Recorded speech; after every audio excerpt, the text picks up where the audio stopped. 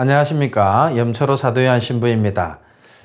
오늘부터 하느님의 말씀 좀 다른 형식으로 시작을 합니다. 지난번에는 제가 방에서 직접 이제 녹화를 해서 제가 드렸는데 오늘은 불려왔습니다. 이렇게 청소년 사무국에 불려와서 아주 좋은 기계를 가지고 함께 여러분들과 하느님 말씀에 관한 이야기를 나눕니다. 오늘은 사순 제1주일 신앙과 유혹이라는 주제로 함께 이야기를 나누도록 하겠습니다. 파스카 성삼일을 준비하는 이 40일의 기간, 이것을 우리가 사순식이다 이렇게 이야기를 하죠. 파스카 성삼일은 예수님 순환 죽음 부활을 기념하는 그 성삼일을 이야기합니다.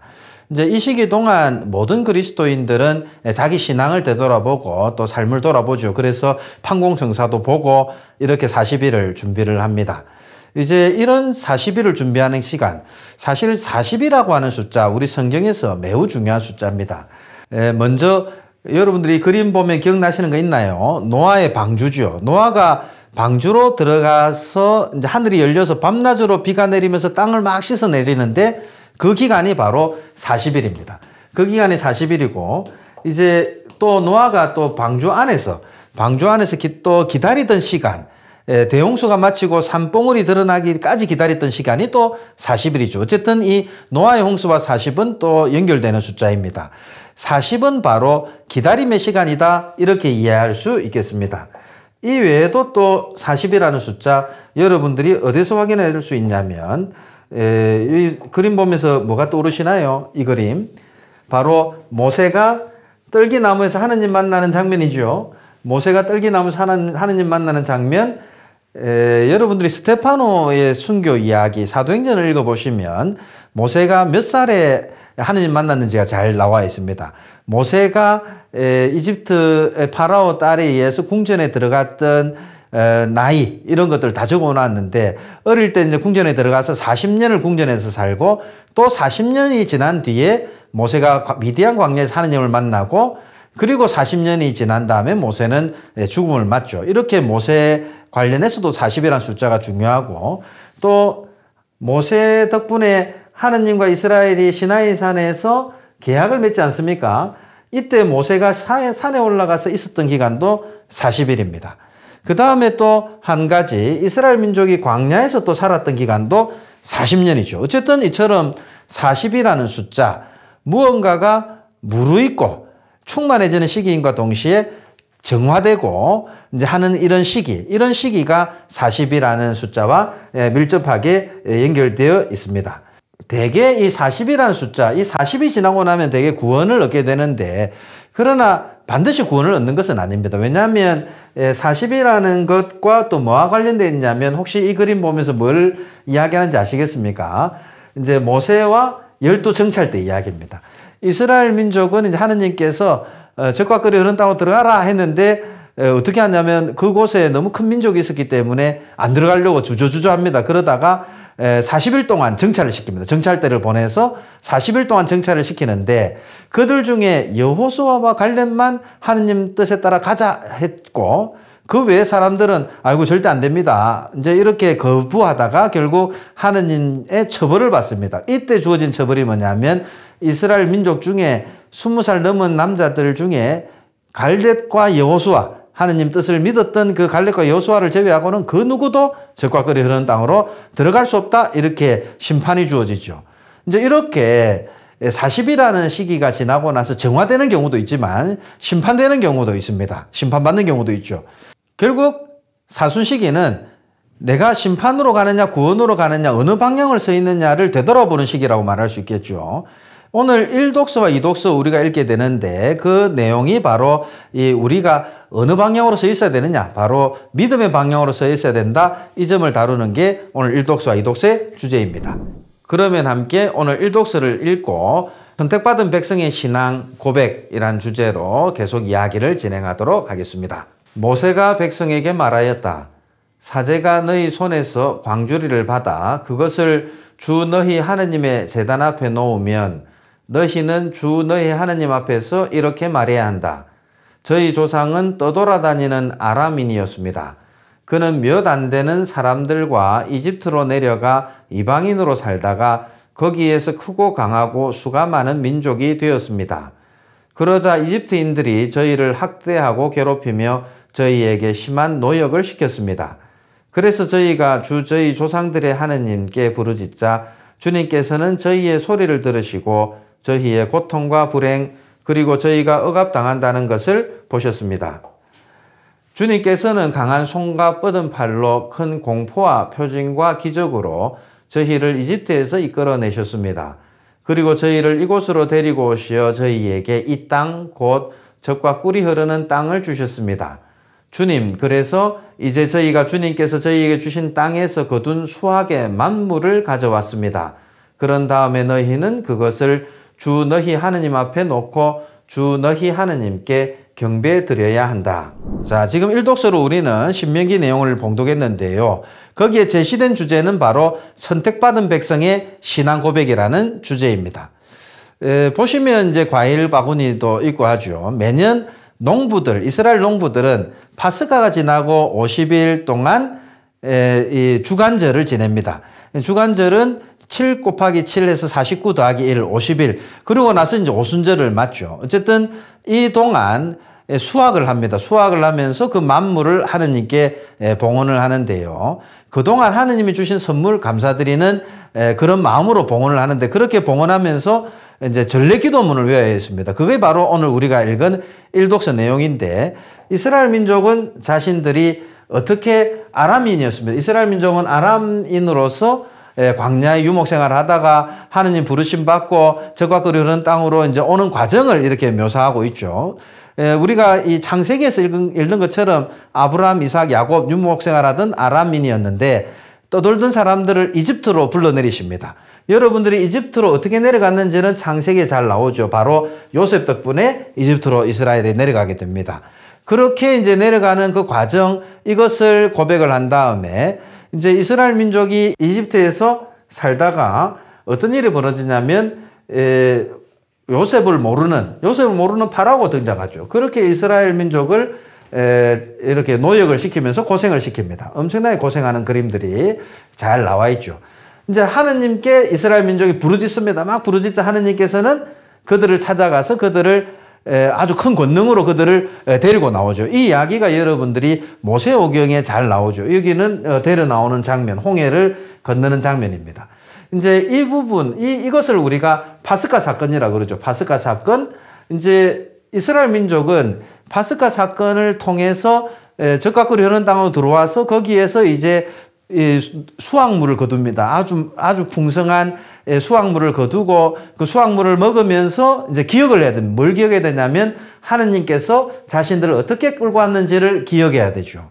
그리고 기억하고 그것을 신앙으로 고백해야 됩니다. 자기들을 이끌고 오신 하느님에 대한 신앙 고백에 관한 이야기, 이게 바로 오늘 일독서로 읽은 내용이고 일독서는 그 신앙 고백문을 요약한 내용이다. 이렇게 이해할 수 있겠습니다. 이제 이것을 우리 학자들은 뭐라 그러냐면 구원 역사에 관한 작은 신앙 고백이다. 이렇게 이야기를 합니다. 구원 역사에 대한 작은 신앙 고백, 바로 주님에 대한 믿음을 고백하고 올바로 섬길 때 비로소 젖과 꿀이 흐르는 땅을 차지하고 그곳에서 수확을 거둘 것이고 그렇지 못하면 그 땅에서 쫓겨날 것이죠. 바로 40일 지난 다음에 구원을 받거나 40일 지난 다음에 파멸을 당할 건데 이스라엘 민족은 젖과 꿀이 흐르는 땅에 들어와서 주님에 대한 믿음을 충실히 지킬 때 그 땅에서 행복하게 살고 그다음 주님께 신앙을 충실히 지키지 못하면 그 땅에서 쫓겨날 것이다. 이렇게 생각하는 그들에게 이제 이런 오순절 때마다 또 주간절마다 오늘 우리가 읽은 일독서 이것을 신앙 고백으로 읽었던 게 이스라엘 민족입니다. 자, 그러면 함께 오늘 이독서로 넘어가서 이독서를 읽고 그리스도 신자의 신앙 고백 이야기를 다루도록 하겠습니다. 오늘 이독서는 사도 바오로의 로마서 말씀입니다. 형제 여러분, 성경에서 의로움은 무엇이라고 말합니까? 그 말씀은 너희에게 가까이 있다. 너희 입과 너희 마음에 있다. 이것이 우리가 선포하는 믿음의 말씀입니다. 그대가 예수님은 주님이시라고 입으로 고백하고 하느님께서 예수님을 죽은 이들 가운데에서 일으키셨다고 마음으로 믿으면 구원을 받을 것입니다. 곧 마음으로 믿어 의로움을 얻고 입으로 고백하여 구원을 얻습니다. 성경도 그를 믿는 이는 누구나 부끄러운 일을 당하지 않으리라 하고 말합니다. 유다인과 그리스인 사이에 차별이 없습니다. 같은 주님께서 모든 사람의 주님으로서 당신을 받들어 부르는 모든 이에게 풍성한 은혜를 베푸십니다. 과연 주님의 이름을 받들어 부르는 이는 모두 구원을 받을 것입니다. 오늘 이 독서로 우리는 로마서를 봉독했습니다. 로마서 10장 봉독했죠. 제목은 그리스도 신자의 신앙 고백입니다. 여기서 사도 바오로는 그리스도인의 구원이 예수 그리스도에 대한 믿음을 공적으로 선포하는 데 있음을 분명히 밝히죠. 믿음은 마음으로만 하는 것이 아니라 입으로 고백하는 것이고 행동으로 실천하는 것입니다. 오늘 이 독서는 그중에 특별히 믿음을 입으로 고백해야 하는 부분을 강조하고 있는데요. 그 내용을 자세히 살펴보면 사도 바오로는 그 말씀은 너희에게 가까이 있다. 너희 입과 너희 마음에 있다. 이렇게 이야기를 합니다. 이제 이 말씀이라고 하는 것은 우리가 믿어야 될 말씀, 의로움의 말씀이죠. 어쨌든 이 말씀은 신명기 30장 11절에서 14절, 신명기 30장 11절에 14절의 내용을 가져온 대목입니다. 여기서 이제 모세가 한 이야기인 거죠. 모세가 뭐라 그러냐면 내가 오늘 너희에게 명령하는 이 계명은 너희에게 힘든 것도 아니고 멀리 있는 것도 아니다. 하늘에 있지도 않다. 그러니 누가 하늘로 올라가서 그것을 가져다가 우리에게 들려주리요. 그러면 우리가 실천할 텐데 이렇게 말하지 말란 이야기입니다. 그리고 그것은 바다 건너편에 있지도 않다. 그러니 누가 바다 저쪽으로 건너가서 그것을 가져다가 우리에게 들려주리요. 그러면 우리가 실천할 터인데 이렇게 말하지 마라. 왜냐하면 그 계명의 말씀은 너희에게 아주 가까이 있다. 너희 입과 너희의 마음에 있기 때문에 너희가 그 말씀을 실천할 수 있다. 그 남이 가져와야 실천하는 게 아니라 이미 알고 있는 그 여러분이 깨닫고 있는 그 계명을 믿고 실천하라. 이게 모세의 가르침입니다. 이제 그렇게 실천할 때 이제 구원을 얻겠죠. 예수님에 관해서 사도 바오로는 이렇게 이야기합니다. 이제 모세는 율법을 지키라지만 바오로는 예수님을 믿으라 하거든요. 예수님이 바로 주님을 믿고 입으로 고백하는 것, 하느님께서 예수님을 죽은 이들 가운데서 일으키셨다고 마음으로 믿는 것, 이것에 관해서는 우리가 이미 들어서 알고 있습니다. 그것을 믿는 게 중요한 것이죠. 그것을 또 다른 방식으로 뭔가 해소하려 하지 말고 그것을 믿고 입으로 고백하는 것, 그게 중요합니다. 사실 입으로 고백하지 않는 사람, 마음으로 믿지 않는 사람은 절대로 예수를 주님이라 고백할 수 없습니다. 뭐 실천하는 사람이 예수를 믿는 사람이다. 그보다는 바오로는 입으로 고백하고 마음으로 믿어라. 입으로 고백하는 사람만이 확신을 가지고 실천할 수 있거든요. 여기에는 지위 고하, 유다인이든 그리스인이든 상관이 없습니다. 자, 그러면 오늘 복음 이야기로 넘어가서 오늘 복음을 함께 읽고 그 내용을 함께 다루도록 하겠습니다. 그때 예수님께서는 성령으로 가득 차 요르단강에서 돌아오셨다. 그리고 성령에 이끌려 광야로 가시어 40일 동안 악마에게 유혹을 받으셨다. 그동안 아무것도 잡수시지 않아 그 기간이 끝났을 때에 시장하셨다. 그런데 악마가 그분께 당신이 하느님의 아들이라면 이 돌들어 빵이 되라고 해보시오 하고 말하였다. 예수님께서 그에게 대답하셨다. 사람은 빵만으로 살지 않는다고 성경에 기록되어 있다. 그러자 악마는 예수님을 높은 곳으로 데리고 가서 한순간에 세계의 모든 나라를 보여주며 그분께 말하였다. 내가 저 나라들의 모든 권세와 영광을 당신에게 주겠소. 내가 받은 것이니 내가 원하는 이에게 주는 것이요. 당신이 내 앞에 경배하면 모두 당신 차지가 될 것이요. 예수님께서 그에게 대답하셨다. 성경에 기록되어 있다. 주 너희 하느님께 경배하고 그분만을 섬겨라. 그러자 악마는 예수님을 예루살렘으로 데리고 가서 성전 꼭대기에 세운 다음 그분께 말하였다. 당신이 하느님의 아들이라면 여기에서 밑으로 몸을 던져보시오. 성경에 이렇게 기록되어 있지 않소? 그분께서는 너를 위해 당신 천사들에게 너를 보호하라고 명령하시리라. 행여 네 발이 돌에 차일세라 그들이 손으로 너를 받쳐주리라. 예수님께서는 그에게 주 너희 하느님을 시험하지 마라 하신 말씀이 성경에 있다 하고 대답하셨다. 악마는 모든 유혹을 끝내고 다음 기회를 노리며 그분에게서 물러갔다. 오늘 복음으로 우리는 광야에서 유혹받으시는 예수님 이야기를 들었습니다. 예수님께서 광야로 나가시는 것, 성령에 이끌려서 나가시죠. 결국 하느님 뜻이었다는 이야기입니다. 하느님 뜻에 따라 광야를 나가시는데 그곳에서 예수님께서는 유혹을 받으시죠. 그런데 원래 히브리어로 광야를 뭐라 그러냐면 미드바르라 그럽니다. 미드바르 이제 그림입니다. 다바르라고 하는 말하다라는 뜻입니다. 말하다. 미트하면 말씀이 있는 곳, 이게 광야란 뜻이라는 이야기입니다. 결국 미트바르, 말씀이 있는 곳. 이스라엘 민족은 광야에서 하느님과 계약을 맺었고 광야에서 하느님을 만나죠. 엘리야도 하느님 만나러 광야로 나갑니다. 예수님께서도 공생활 하실 때 외딴 곳으로 자주 가시잖아요. 외딴 곳. 예수님께서도 외딴 곳으로 자주 가시는데 그리스 말로 외딴 곳을 뭘 번역한다느냐 하면 에레모스라는 단어를 외딴 곳이라 번역했는데 원래 에레모스는 광야를 뜻합니다. 예수님께서도 항상 무언가 중요한 일을 하실 때마다 기도하실 때마다 광야로 나가시죠. 결국 광야라는 곳 하느님이 계신 곳이고 하느님께서 역사하시는 곳이다. 이렇게 이해할 수 있겠습니다. 우리도 광야로 나갈 때 하느님을 만나고 또 그분의 뜻을 깨닫기 때문일 건데요. 오늘 복음에서 예수님을 광야로 이끌어 가신 분이 바로 성령이시다. 이렇게 이해할 수 있겠습니다. 그런데 광야라는 단어, 광야라는 말에서 여러분들이 좀 느끼는 게 어떻습니까? 아주 좀 부정적인 의미가 많죠. 광야는 아주 부정적인 의미가 많습니다. 광야는 유혹이 존재하는 곳이기 때문입니다.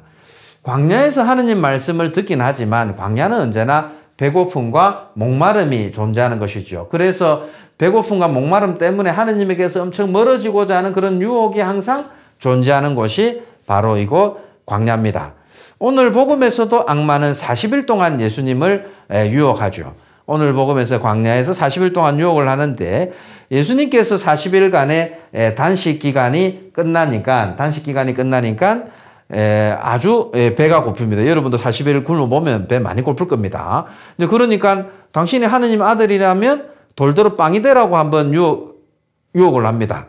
40일이 끝났으니 뭔가 먹어도 될 건데 그냥 하느님 아들이니까 돌더러 빵이 되게 해서 먹으면 될 거다. 이렇게 예수님을 유혹합니다. 그렇게 예수님이 돌을 빵으로 만든다면 오케이, 내가 하느님 아들이라는 것을 내가 인정하겠다. 하지만 예수님은 알고 계시죠. 당신이 아무리 돌을 빵으로 만든다 해도 악마는 절대 당신을 받아들이지 않을 겁니다. 보는 눈이 없는 사람은 기적을 보더라도 돌로 빵을 만든다 하더라도 결국 예수님을 하느님의 아들이라고 고백하지 않을 것입니다.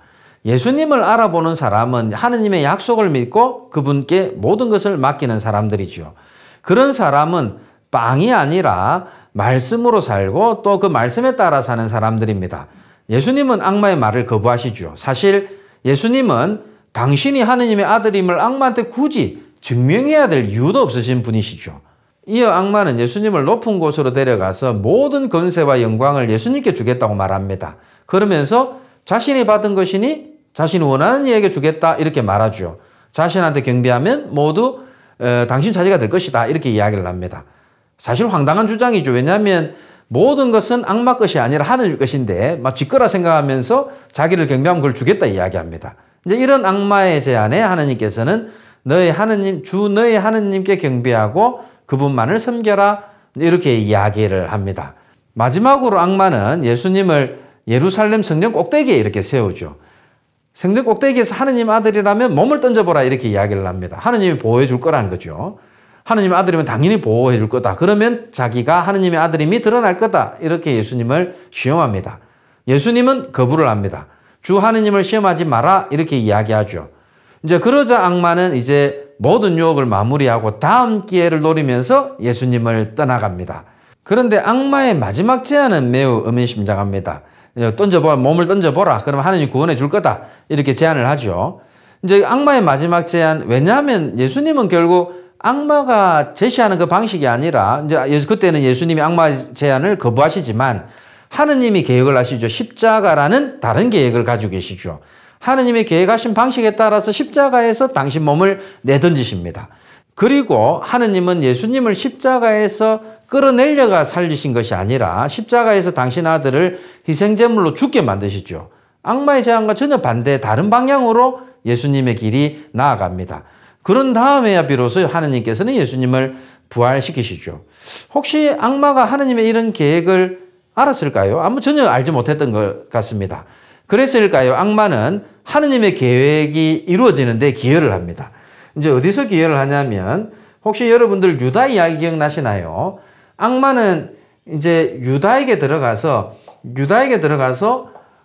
하느님 뜻이 이루어지도록 만듭니다. 왜냐하면 그냥 가만히 있었으면 예수님께서 십자가지로 안 가셨을 건데 유다에게 들어가서 이스카리옷이라는 유다를 통해서 예수님을 십자가 죽음에 빠뜨리는 역할을 하잖아요. 악마는 다음 기회를 노렸는데 이 기회가 결국 하느님 뜻을 이루게 하는 그런 기회였던 것입니다. 사탄의 계략으로 오히려 하느님 뜻이 이루어지게 되는 아주 아이러니한 상황이 벌어지게 되죠. 예수님께서는 어쨌든 사탄의 계략이었든 아니든 사실 이게 하느님의 계획이었기 때문에 당신에게 주어진 십자가 죽음을 기꺼이 받아들이십니다. 이거는 유혹이 아니죠. 물론 예수님께서 이제 십자가 지기 전에 유혹을 받으십니다. 오히려 악마의 유혹은 다른 방향으로 예수님께 다가왔을지도 모르겠습니다만 어쨌든 예수님은 십자가 죽음을 기꺼이 받아들이십니다. 하느님께서는 이렇게 당신께 충실한 예수님을 되살리시죠. 그렇게 예수님이 바로 하느님의 뜻을 온전히 이루는 하느님의 아드님이심이 드러나게 됩니다. 하느님께서는 이제 그런 예수님을 끝까지 사랑하시는 또 아버지이심을 또 드러내시죠. 뭐 이렇게 보니 사탄도 결국 하느님의 손아귀에서 벗어날 수 없는 하느님 손바닥에서 노는 존재에 불과함이 드러납니다. 예수님은 그런 사탄을 이기는 분이시죠.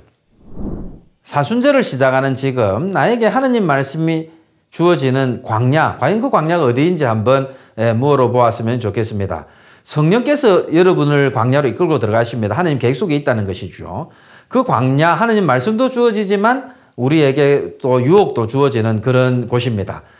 광야에서 주어지는 악마의 유혹은 과연 무엇입니까? 또 우리가 그 광야에서 나는 과연 신앙을 지키고 있습니까? 오직 신앙, 곧 그 믿음만이 우리를 의롭게 한다는 것을 알고 있습니까? 아니면 여러분 스스로 그런 광야 유혹을 한번 이겨내보려고 너무 스스로의 힘으로 이겨내려고 노력하는 것은 아닙니까?